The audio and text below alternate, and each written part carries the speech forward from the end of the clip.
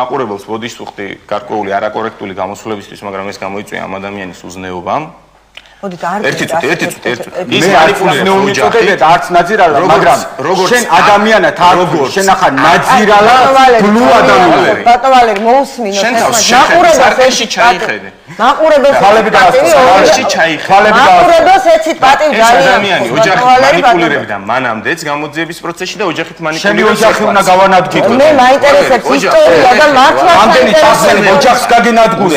ოჯახს გაგინადგურე. უზნეო ხარ. ძალიან საინტერესო ისტორია, მოდით მაყურებლის ოჯახის მერე შენ ოჯახს მოვადგები. კარგი, მოდით მაყურებელს მიაწოდეთ ინფორმაცია, რომ ეს არის ძალიან საინტერესო. გიპასუხებთ და ძალიან საინტერესო ისტორია. ხალხი გაგცემს პასუხს. არის აქ ასეთი ამბავი. გარეთ რო არის ესეთი ამბავი. ესეთი მარტივი ამბავი არის აქ.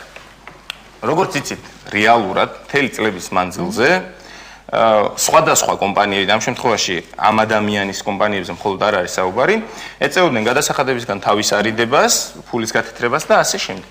ჩვენი სამსახური ეს იყო უკანონო შემოსავლის ლეგალიზაციის წინააღმდეგ ბრძოლის სამართლო. საპარი თუ მიშან დაგიწერ. მე ვარ ჟურნალისტი, დაწერილი ვერ გაგათხარ. მე ვარ ჟურნალისტი, ნებამომეცი კითხვები მე გავუსვა. სამართლო მე ამ ხელისუფლების საქმენი არის, სამდენი ხანი ციხეში არ აგდია. კარგი, კითხვა მაქვს ბატონო ბექა პირველი ეტაპზე. იყო ფულის გათეთრებაზე საუბარი. ეს არაფორმალური ურთიერთობების სფეროა, საქმე რატო არ აღიქვამს? იყო საქმე თქო, რას მეუბნებით? საქმე იყო. დავიწყეთ გამოძიება.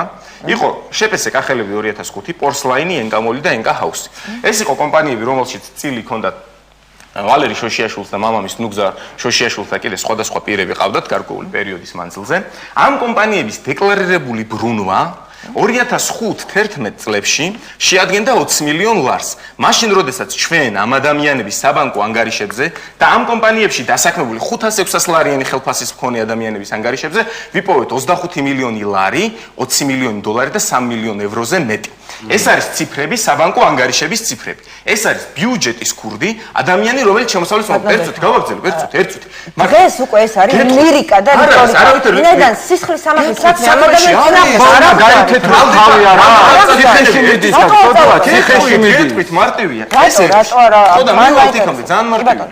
2005-11 წლის მანძილზე ამ ადამიანების შემოსავლები მთელი ოჯახის, ანუ ამ სქემის, ამ კომპანიების იყო 800,000 ლარი დივიდენდ ხელფასის ჩათვლით. მაგრამ ამ პერიოდში ამ ადამიანებს ჰქონდათ 5 მილიონის უძრავი ქონებები შეძენილი და შემიძლია გიჩვენოთ, მაგალითად, პირველი სკოლის უკან 300 კვადრატული. შენ უძრავ ქონებას რა შეხები, შენ ნაძირალა, შენ მათხოვარო, შენ უნდა მოკვდე ისე რომ უძრავი ქონება არ გეღისდება და რაც აგაგიზი უნდა წელა, ხო, არ გვინდა წელა. ეხა ნახეთ რა არის. წელა ქალუსია და ეხა ნახეთ რა არის აქ ამბავი. ხო, ესეთ ქალუსიები და პიდარასტები მოიკითხე შენ. ძალიან, მართლა ძალიან საინტერესო.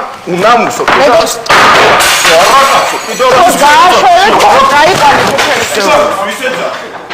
უკაცრავად ხო გავიდეთ ეთერიდან აზრი არ აქვს ამ საუბარს